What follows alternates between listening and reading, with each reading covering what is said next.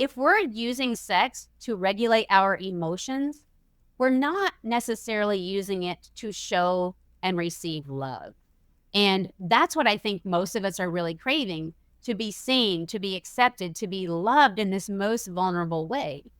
But when we're using it as an emotional regulation tool, it sort of sabotages that greater desire and need that most of us have. Welcome to the Get Your Marriage On podcast. I'm your host, Dan Purcell, a Christian marriage and intimacy expert and coach. I'm on a mission to help couples have the best sex and most emotionally intimate marriages possible. Our episodes cover topics you've always wondered about and are packed with practical advice designed to help you take your marriage to the next level. Did you know that most outcome studies of couples that visit traditional sex therapy have very poor outcomes? What they do is 2 years after a couple goes to sex therapy, they ask them, has their sexual relationship improved compared to how they were before therapy? And most people report no improvement. They're still just as dissatisfied 2 years later as they were before therapy. Now, this insight is particularly striking to me as a self-taught sex therapist and intimacy coach dedicated to transforming couples' intimate lives. And as I dig deeper, I think it's because conventional sex therapy, that model, was developed in the 1960s and 70s by Masters and Johnson, and it has a primary focus on the individual, genitals, and sexual dysfunction. There isn't a lot of focus on sex in the context of a marriage relationship. Now, if a couple struggles, let's say, mismatched libidos, which is the number one complaint that most people go to therapy for, one person wants sex more than the other person. Now, if you follow the Masters and Johnson style of sex therapy, it primarily will focus on the person with the lower sexual desire.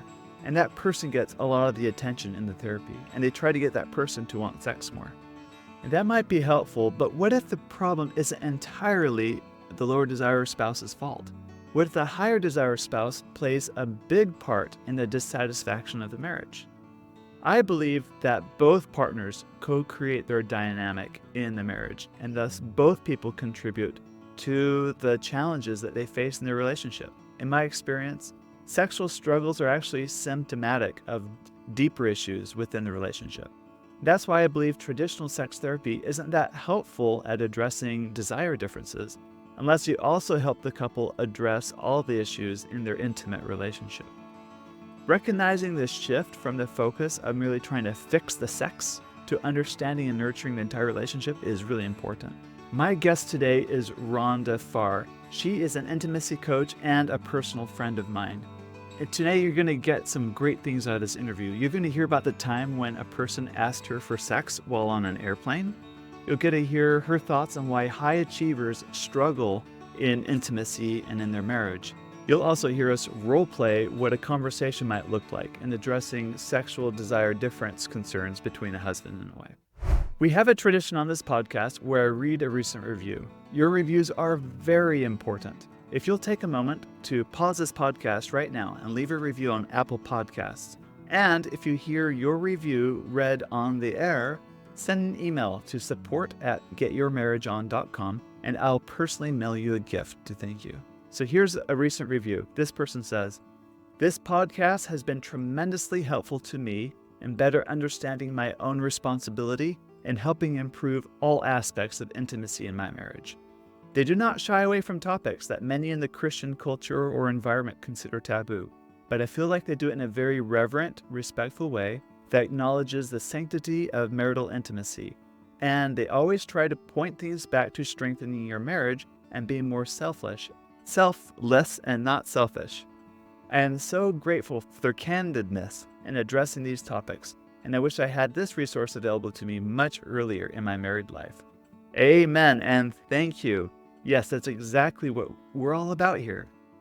Okay, tomorrow is June 1st. We're kicking off our International Lovemaking Day Challenge. As you know, June 9th is International Lovemaking Day. It should be on your calendar and circle because 6/9, get it? June 9th is 6/9, and that's why it's International Lovemaking Day. Anyway, we're putting on the challenge leading up to this very important holiday What you do is you complete simple intimacy challenges with your spouse and you earn points, and you can win prizes such as lingerie, toys, and tons of other goodies, all designed to make sex fun and strengthen your marriage in and out of the bedroom. All you need to do is download the Intimately Us app and get started. We also have 2 very different kinds of retreats coming up. On July 12 to 13 is our virtual retreat. This is perfect for couples that want to get away for a weekend, enjoy some instruction from a hotel or from their home, and learn techniques that'll enhance sexual intimacy in your marriage. Our second retreat, coming up in October 10th through 13th, this is our in-person retreat, and this is ideal for couples who are in otherwise happy marriages but wish things were better in the intimacy and sex department. This is where we meet over 4 days and 3 nights in a picturesque destination, and it's like a vacation. You get great instruction from me and other coaches that I bring. There's amazing food. We do really fun excursions, and this is great if you really want to dig deeper into your relationship and you want to have a great turnaround in a short order when it comes to sex and intimacy in a relationship. All right, now let's begin the interview with Rhonda Farr. Rhonda, I am so honored that you'd come back on the podcast. This is the 3rd time you've been on the Get Your Marriage On podcast. So this is really special to me that you'd come back, and I love our conversations. Thank you, Dan. You just told me I'm number 1. So I'd like to tell the listeners, Rhonda Farr is number 1 on the Dan That's right. podcast. Episode number 1 was with you. Exactly. Very good. So you have this gift, Rhonda, of men opening up and talking about their private lives with you. They feel very comfortable in that. Can you tell me of a time when that got you in a little bit of trouble? Yes. There was a time when I was on an airplane with a total stranger. I had to be sandwiched between these 2 guys. Never my favorite to be in the middle. I always choose the aisle seat if I can, not the window. I like the aisle because you never know if you're going to have to get up and pee. And the people pleaser in me does not want to have to bother the person beside me. But anyway, before I even sat down, this guy that I was going to be sitting beside for the next 4 hours, he said, "Oh, thank goodness it's you." I didn't know this guy, so I thought, what are you talking about? I sat down and he starts complimenting what he thinks is a compliment anyway, my size, my appearance, and I start feeling my skin crawl a little bit. This guy starts opening up all this dialogue about the things that he enjoys physically, the things that he gets excited about. And he literally said, "Would you like to join the Mile High Club today?" And you might think he was joking. Like, if I heard somebody else say this, I would be like, "You're over exaggerating, you're joking." I told him not really. And he proceeded to give me the instructions anyway, how many minutes to wait, where he was going to go. The guy gets back, and I don't want to take too much time on this story, but it is fascinating to me. He said, "Watch this. I'm about to get free drinks from the flight attendants." And I was like, okay, whatever. So he had slipped them chocolate, he told me earlier. And so he comes back. Sure enough, he gets multiple free alcoholic beverages. The guy starts getting a little loose in his talk. And I finally felt comfortable enough to say, "Why are you acting like this? Like, what is it in your life that is causing you to show up this way?" And he did. He started spilling his guts about his childhood abuse, his childhood traumas. He talked about when he used to try to escape to his basement and go organize his whole set of toys. And as a teenager, organize his cars and motorcycles. And then as a physician, organize all the bigger and better toys of his life. And I literally just said to him, "You don't have to be this way. You can have a different life." He was a little bit too gone to be able to receive my advice. But Dan, when we got off that plane, he said, "Will you just hold my hand? Will you just touch me? Even if you won't go to the bathroom, will you hold my hand?" Like, no, get off of this plane. Get out of here. But yeah, there's something about me. I don't know. People just open up and tell me the crazy stuff. What's crazy to me hearing that story is here's a man this is sexual harassment. He's a physician, and he's very open about how educated he is and smart. Anyway, yeah, sorry. Yes, you're being sexually harassed, yet you totally put on your life coaching brain and do these kung fu moves to totally stay calm and cool and collected through it. And he ends up getting a coaching session from you out of the whole thing.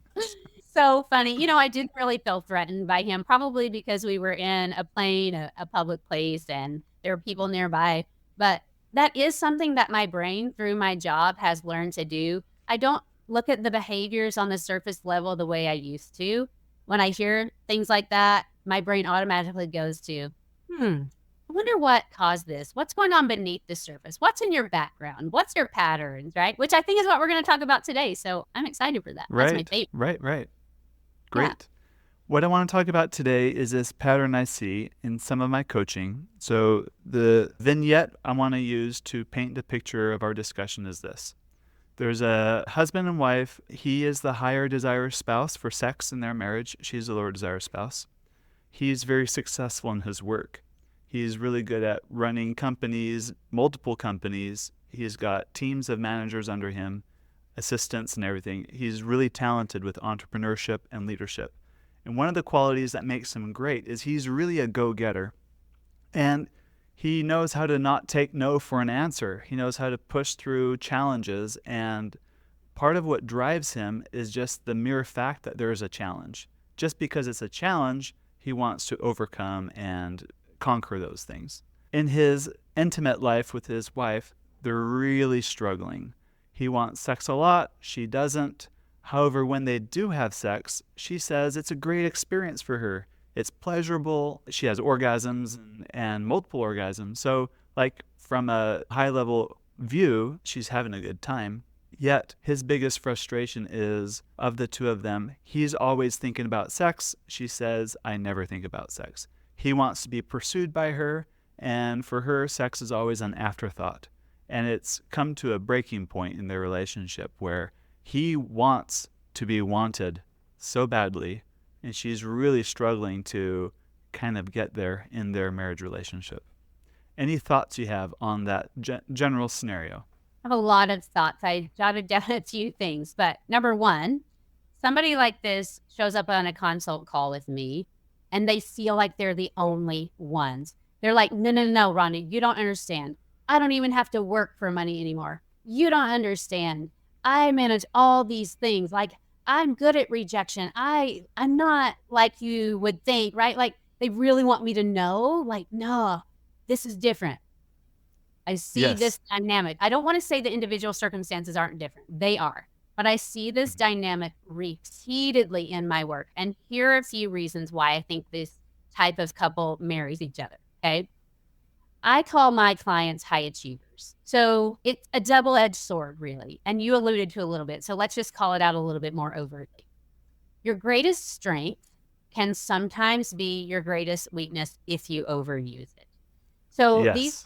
achievers, they're so good at seeing a goal, figuring it out, working hard. Sometimes they will, and I'm going to use the word manipulate, and I don't mean that in a negative tone. It's just like they know how to manipulate the factors, right? That could be a really good thing to make it work in their favor to produce the outcome that they think they want. That's beautiful. It's a skill set that I sometimes wish I had more of. There's nothing wrong with that. When we get into trouble with that is when we try to pretend relationships work the same as businesses, companies, and finances. Right. You Especially cannot. intimate relationships. Yep. Exactly. Exactly. You can't do it. But the brain and these high achievers has been conditioned for so long and got the reward and payoff for so long of seeing a goal, doubling down, working hard and getting it, that they superimpose that skill set onto their intimate relationships where it doesn't work. And then they keep trying and they keep trying. It creates some unhealthy patterns and they're exhausted. Their partner is exhausted and it doesn't work. And so then it's almost like they're both just over there like, what else do we do? Ready to give up. Much like it sounds like what you're saying. You're right, right.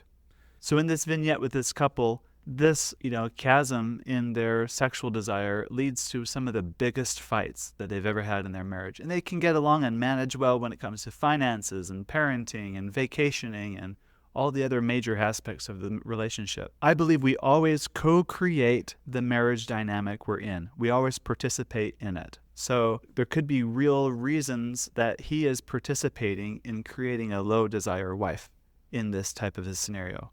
What are some angles that we can look at how they are both contributing to this kind of a dynamic in the relationship?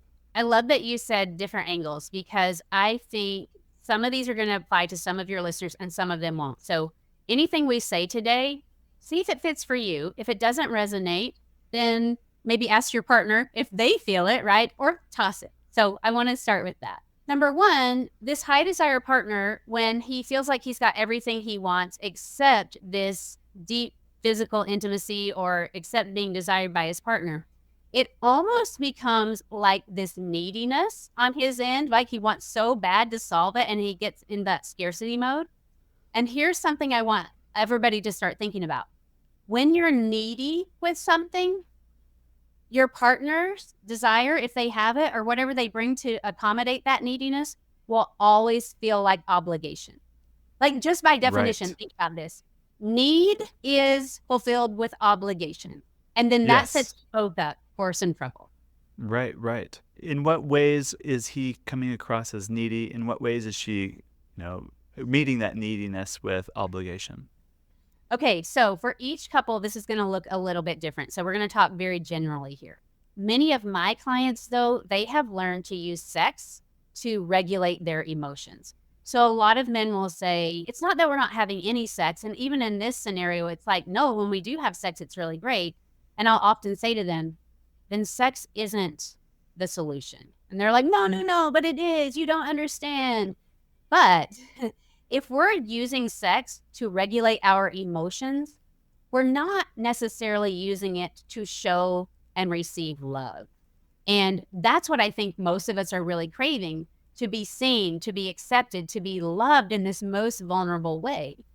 But when we're using it as an emotional regulation tool, it sort of sabotages that greater desire and need that most of us have. I love that because I was reading about a recent study done on outcomes of traditional American sex therapy. So these are couples that go to a sex therapist to help work through sexual issues. And 2 years later, they survey these people if there's any improvement in their sex lives. And it's shocking that there's no improvement, generally speaking, in people's sex lives 2 years later after they've been to sex therapy. There may have been an increase in frequency, especially right after therapy, but then after 2 years, they go back to their normal patterns. And you dig a little deeper, because when you sit in a sex therapist's office, like this couple, if they went to a traditional sex therapist, they're going to address sexual issues only, right? Like ability to orgasm and dysfunction and what makes you more interested. Well, here, have some pornographic films, or you should masturbate more. Like those kind of advice is very typical for traditional sex therapy. But their issue isn't about sexual concerns. It's actually an intimacy issue. So you're addressing the wrong kind of a problem in these kinds of issues. So it was enlightening to me to see, if you want real outcomes, you got to look at intimacy, the underlying dynamic and the meanings at play in the interaction. So this husband is seeking that emotional comfort, that validation through sex, and demands it, wants it. And Yeah. it's just so hard to give that when that's an obligation. That's a fascinating study. And I'll tell you something that I tell almost every man who comes on a consult call with me. I tell him, I'm almost positive that what you're looking for is not about sex. And it's okay if you don't fully believe that, but if you're not at least open to the idea that this isn't about sex, I'm not a good fit to work with you. Like, I literally don't even want to work with somebody who's not willing to explore that idea. Now, I say almost positive because there are physiological issues. There are some trauma issues, which even still is an emotional issue, but like sexual trauma and things like that. There are some issues that are different than what I teach.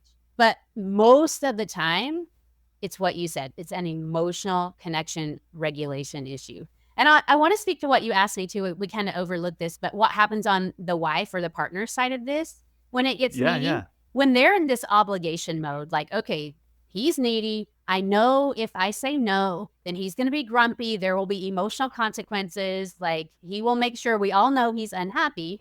Then she starts to feel like, I can't trust myself. Like, do I really desire him? Or do I just want him to not be angry and frustrated with me or grumpy with the kids, right? And I have many wives after their husbands work with me for about a year or so or less. It doesn't take that long. I just have a lot of clients who like the emotional accountability they get with me. But anyway, their wives will come in and get on a call and say, oh my gosh, he's changed so much. But Rhonda, I still don't trust my body.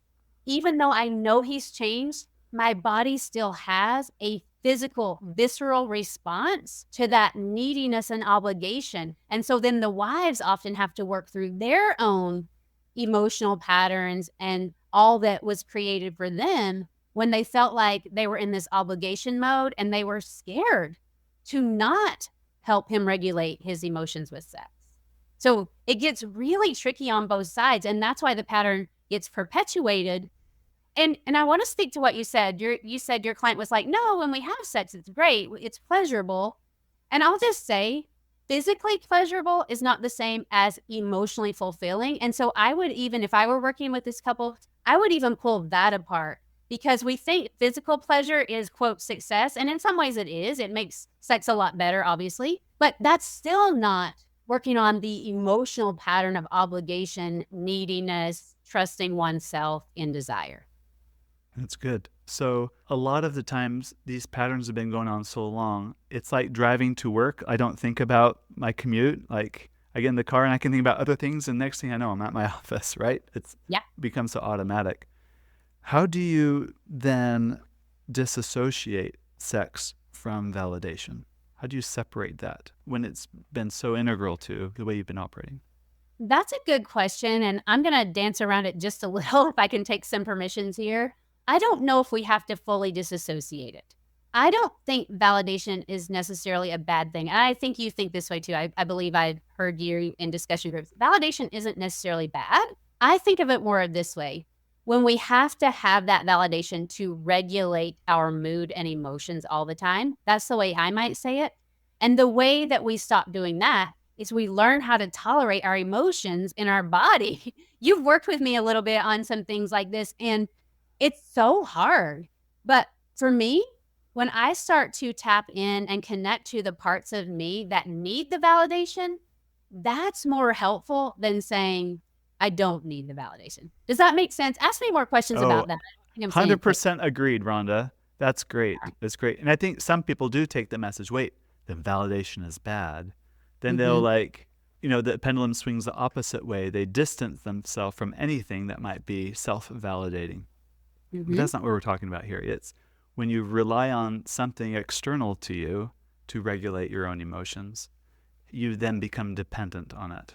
And we want to become more emotionally mature is to be more emotionally self-reliant, kind of be able to stand on your own 2 feet emotionally in it, regardless of what someone else is doing or not doing, because you don't have control over other people.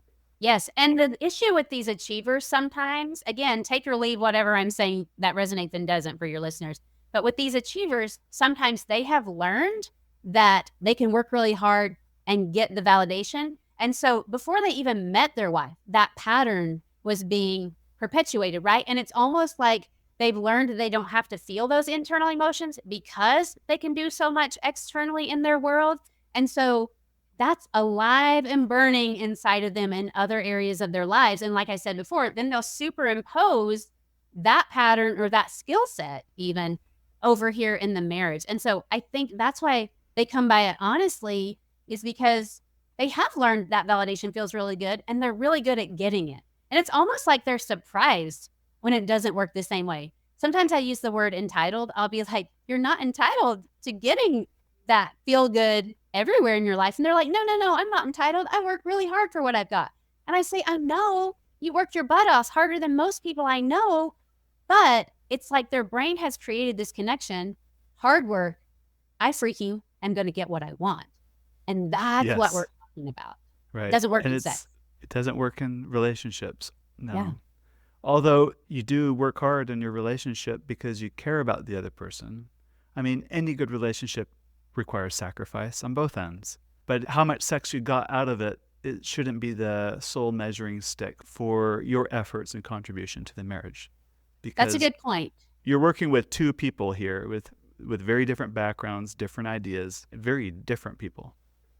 And I'll clarify, when I mean working externally to get the result, the way I look at it is very different than working internally. Now, if you're working really hard on yourself internally, I have seen a very high yield of intimacy.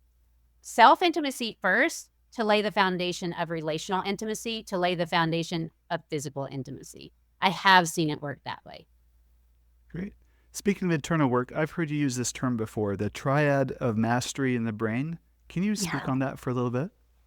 Yeah, I want to tread lightly here because I'm not a neuroscientist. That's above my pay grade, and I know probably just enough to be dangerous. So that there's the disclaimer. So I'll maybe speak in terms that are a little bit more familiar to me. But we all have this part of our brain, and it kind of some people might even talk about this part of the brain that gets activated by our inner child.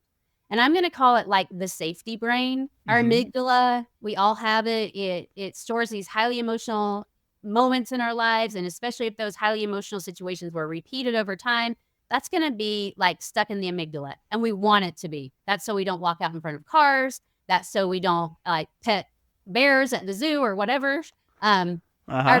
amygdala is like scanning for danger all the time. It's like, don't get near that.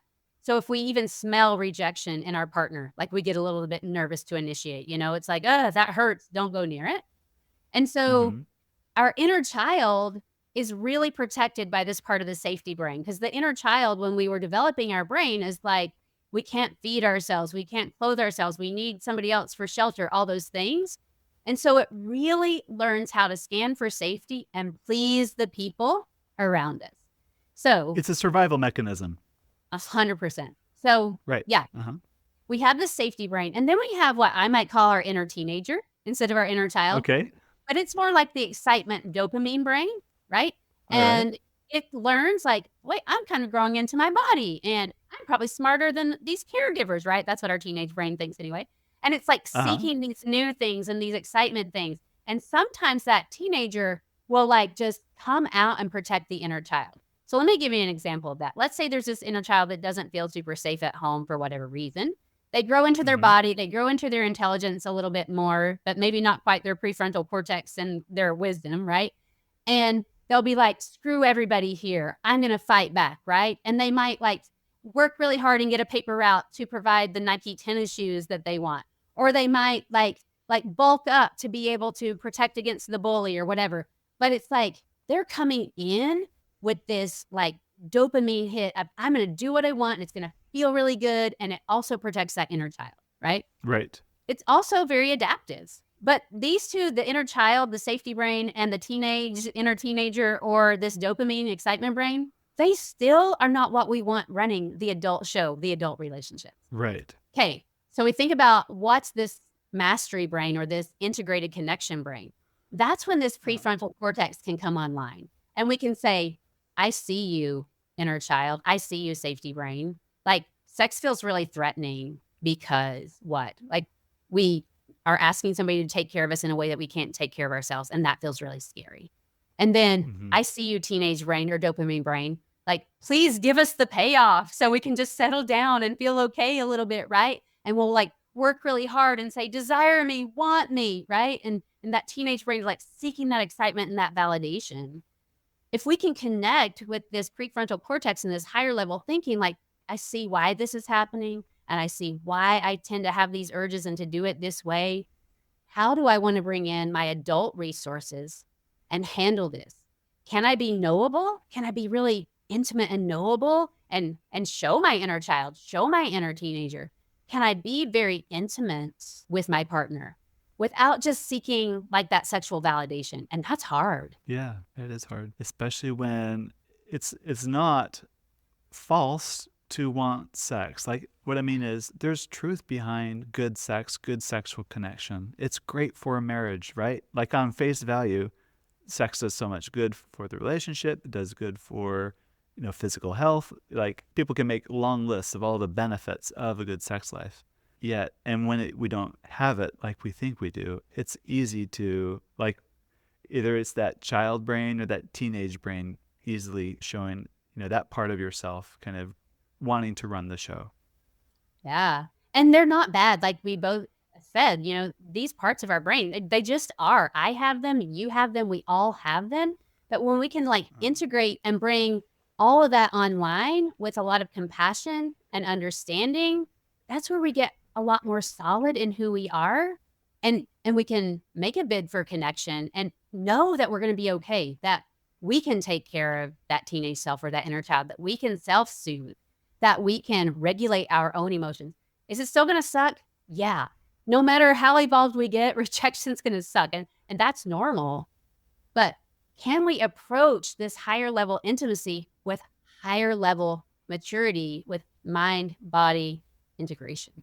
Yeah. This is really salient for me because this happened to me recently in a profound way with a friends group involving one of our kids. We just created a situation where there was, with some friends, all of a sudden some really bad feelings between us. And it was not our choosing. We didn't want this to happen. And I could feel all of those different parts of me come up. I felt like the people pleaser in me, like, no, no, no, this isn't what it's like. You have it wrong. And then there's the protector in me that's like, screw them. Like, I don't get pushed around. Of course, like, they don't know any better. Well, we know what's up. And then I could just feel all these different parts coming online as we navigate this really difficult emotional challenge that we're going through. And then there's also different layers too, because it not only involves me, involves our child, but it also involves the relationship between my wife, because my wife takes it a different way. And I freak out because, wait, are we on the same page anymore? Like, what happened? And then what does this mean for our relationship? So yes, it just comes up in so many different ways. And I remember taking care of some things. It was in the afternoon. It was hot, sweaty. I went and just had a shower to clean up. And something about that shower was so soothing at bringing on that prefrontal cortex brain in that moment.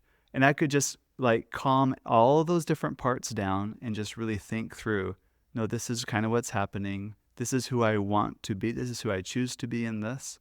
And I walked out of that shower just feeling so much more peace and calm about the situation. And regardless of how other people are going to choose to be or not to be, I had my parts more organized. I guess I had more self-leadership in that. And so I recommend showers. I love that story. If it's okay, I'll share a story that relates to. I have a really close friend. She happens to be the higher desire partner in her marriage. And she was talking about her and her husband had made this plan. There was this specific thing that, they were going to try. And for whatever reason, at this point, she just felt like she could not do it. And she really wanted to enjoy it and be in the moment with it. And so she said, we're out to dinner, looking at each other across the table. And like, I wanted to bring it up, but wasn't sure how it would go because she's the higher desire partner. And so she just said, like, hey, I know we planned this thing tonight. I really want to do it. Would it be okay if we put it on the calendar for like 3 days away? And he just said to her, like, well, I'm not sure. I'll have to play that by ear because I have X, Y, and Z that day. And she said everything inside of her felt so rejected. She's the one saying, let's push this out. She's Yes. the one saying, I don't feel like it. But when he said, I'll play it by ear, was like she felt it all come up. And apparently, and they've been doing some work together, and he noticed that and he was like, I feel like something I just said has way more to do with the context in your head than the words I said. And she said, I was able to take a deep breath, really tap into myself of what's going on here for me. And she said, I finally was able to get to the place where I could tell him there are parts of me that feel really afraid that this isn't as important to you as it is to me, and it won't be prioritized. If I don't do it now, it won't happen. It's like, I don't trust that this is going to come back around. I don't trust you to value it the way I do. It was really cool because she was like, I was finally able to tap into all these parts of me without letting them spew out of my mouth in anger or rejection or like emotional consequence and punishment. And, if we saw this on a rom-com, if we saw this interaction, we'd just be like, Uh-huh. whatever. It would be so forgettable. It would be like the least interesting thing of the whole movie. But the work you Uh-huh. and I do, it's like, oh my gosh, these micro moments that you can do that, what you said, like really notice what they've got going on, what I've got going on. It's so powerful. And I think these micro moments change marriages. They change relationships. And I don't think we can overstate how important noticing your emotions and your parts are and learning how to articulate and be known instead of react from the emotion. I love that story because they were able to be honest in it instead of just when he noticed that what he said may have bothered her, I could just imagine it'd be so easy just to sweep it under the rug and move on with the evening. But yet he Or paused and be said, like, "Dude, let's you're talk the about one this. who killed him." Yeah. I mean, I could see being defensive as being very justifiable, right? People will be like, "Of course you had every Yes. right to be defensive about that." Like, that was her, Right. not you. But when you're emotionally in tune and bringing those parts of the brain and those parts of safety and the dopamine and excitement, I mean, we could point each of those parts out in that story if that feels important, but, like, when you can see those parts and bring them online and use your resources and then articulate that, that is insanely powerful. That's good. Great, great. So let's come back full circle with the vignette of this hypothetical couple with the high achieving husband and the wife with sexual differences. Do you want to role play this as an example of how a possible conversation can go that, we're bringing online that adult brain in that conversation? Ah, I'll give it my best shot. All right, me too. We'll see where this goes. We haven't scripted this or anything, so we're both just off the cuff here. Wing it. All right. So you'll be Rhonda, I'll be Dan. I'll be the So wife, is that right? yeah, you're the And wife, I'm the husband. okay, So perfect. we're gonna do the more mature version for sake of time. Yeah, But it'd be you like, I really hate it when it feels like I'm the only one interested in building a sexual relationship with you. when I think about our sexual relationship, it just makes me feel uncomfortable. And I think that I've kind of felt swallowed up in your idea of the sexual relationship. And I just don't even know how to approach it, honestly. Let me ask you a question that's really hard for me to ask, but I want an honest answer. Can you help me better understand what is it like being married to me, especially around sex? I think for a long time, I felt like sex is the only thing you care about. It feels like the other things I bring to the marriage are unimportant, and that's been really hard for me. I don't like the idea that I'm just here to give you what you want. It feels like you don't want to see or accept all the parts of me. And at times that's made me feel really small. I'm trying to step out of that, but I almost find myself not trusting your motives when you talk about sex or other things of intimacy. It hurts for me to hear that, but I mean, we're multimillionaires, so I feel like I can afford, we can hire a private chef for our family, I can hire daycare, we can hire laundry service. Like, there's everything that, a stereotypical housewife would do. We can afford all of that. But the only thing I can't get is sex. It's like the one thing in life that I can't get, and it's easy for me to dismiss all your other contributions because I feel like I can out contribute those things because of our earning power. Yeah, I know. Sometimes I feel like I don't validate even your earning and the beautiful lives that you've provided for us. It's not that I don't appreciate that, but I think I feel similarly emotionally.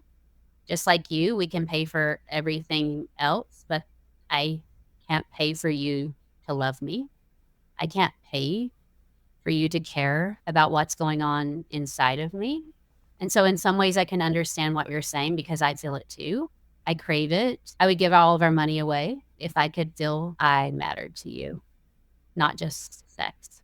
So I tell myself that, well, of course I care about you because I provide for you and I provide for our kids, and you have a great life. You can go to the gym every day. You can do all your hobbies that you want to do. You can go on trips whenever you want to go see extended family. I know we live far away from family, but because of our earning power, it's not been an issue. But now I'm starting to see, if I understand you right, I guess what you're saying is among all those things, you're saying you don't feel I'm invested in you as a person. I'm only interested in what I can get out of you. Maybe I do think you love me, but I also often feel really lonely in this beautiful life that we've created and you've provided in some ways.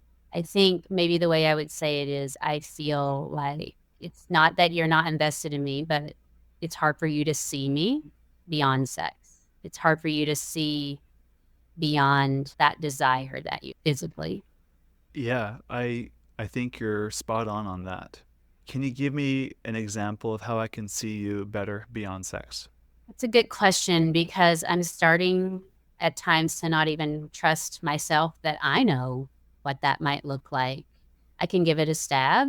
I think maybe at the end of the day, it would feel good if I just felt like you wanted to know me, that you wanted to know what I've been thinking about. You want to know what my interests are, maybe my imperfections, if I was able to be open and let those be seen without fear of judgment. I'm working on figuring that.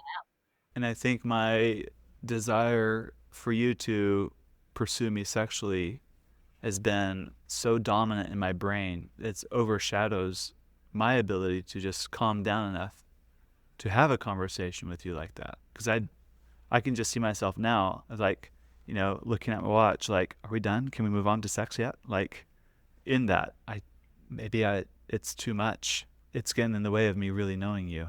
Thank you for being honest. This is what I'm asking for that. What does it feel like for you when you're craving me to pursue or desire you? Can you tell me not just like that you want sex, but what's your experience? What are your fears? What's vulnerable in that for you? I experience you as someone that likes to play small, someone that wants to stay in the shadows, someone that's happy to get along, to go along to get along, but not someone that's really like standing up for herself. And like I've seen glimpses of you, behaving those ways in certain contexts, like especially in parenting and your volunteer work and in the church and things like that. But you are so happy to be second place to me and not my equal. And I think that drives me crazy. I think you're right that I go along to get along and I haven't stood up for myself. And the more I learn about this, I think I've done that because I'm afraid of the emotional consequences that I'll have to pay. It's really Right. easy for me to understand when you're not happy with something or when you wish that I would do it differently. We all know that, and it creates a tone in the house. And especially for me, it feels really unsafe to think about standing up for myself when it's not what you want from me. That's hard. Oh, so I'm creating a marriage. I'm co creating this relationship I'm seeing now where it's partially my fault. Why you have the aspects of things I dislike. It's because if I really truly let go and let you be your own person, I'm afraid it won't mean what I want. And I'd be threatened by that. And then we're going to have another fight again. And I can see why it's a lot easier for you to stay small, tell me what I want to hear in the moment, and when we never really address our problems. I need to work on that. Super scary for me to think about you being unhappy with my response. And in some ways, that's why I participated in going along to get along for so long. I realize that I've participated in that way and it hasn't led to a healthy dynamic for either of us. But it's really scary to think about not doing that anymore. And it's also scary to think about learning to trust myself because it's almost like my brain thinks through the lens of what makes you happy, not what makes me happy. And I'm Mm-hmm. having a hard time figuring that out. Even when you ask me that question, like, what do I wish you would see? I'm just not used to thinking in that way. And that's hard and scary and uncomfortable, but there's a distant glimpse that it could be freeing as well. All right, time out. That was great, Rhonda. What do you think? I saw you doing this. I'm like, oh man, I Dan's like, know I it's love it. real. Yeah, it's so good. Even it's I know it's a role play, but I still feel all the feels as we're going through that. Maybe Yeah, because I've been maybe an aspect of me has been in this situation before and I know what it feels like. absolutely. So many of us have, right? It's pretty common, or we wouldn't be talking about it. Yeah, exactly. Yet we don't talk enough about it in constructive ways. So Yeah, for sure. thanks for role playing. And if you're listening to this podcast, I hope it's been really helpful for you to at least pick up on something to give you a tool or an idea of where to go. And if you need more guidance, there's excellent people out there like Rhonda Farr and myself and my team that can help you through that. Yeah, absolutely. Thanks for having me, Dan. This was a lot of fun. And Yes. I feel important to just say at the end of that role play, you mentioned it, we were playing the more mature versions of ourselves. Um, Yeah. I think it's important to realize when you come and you start to embody that more mature, that more solid sense of self that can connect some of these parts, it might really catch your partner off guard. They may not, Hmm. they probably will not be able to show up in this way at first, and that's actually really, really normal because you've been thinking about this for a long time. You've probably put in a lot more thought and effort and work, and it can be really disorienting at first for your partner to hear these things and to see you differently as much as they have wanted you to be a little bit different, right? And would welcome it. It's also very disorienting. So I'll throw that out there too. Great. Very good. Well, thank you. Tell everyone where they can find you. You can find me at rondafar.com. You can find me on Instagram at rondafar_coaching. And I have a podcast, the Intimacy Podcast for the $1 Million Man. You can also find me there. All right. Very good. Thank you. Thanks, Dan.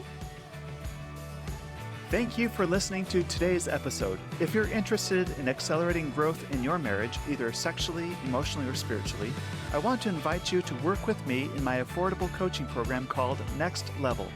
More information about Next Level and my fun and sexy apps for couples are available at getyourmarriageon.com. Please also don't forget to subscribe to this podcast so you don't miss a single episode.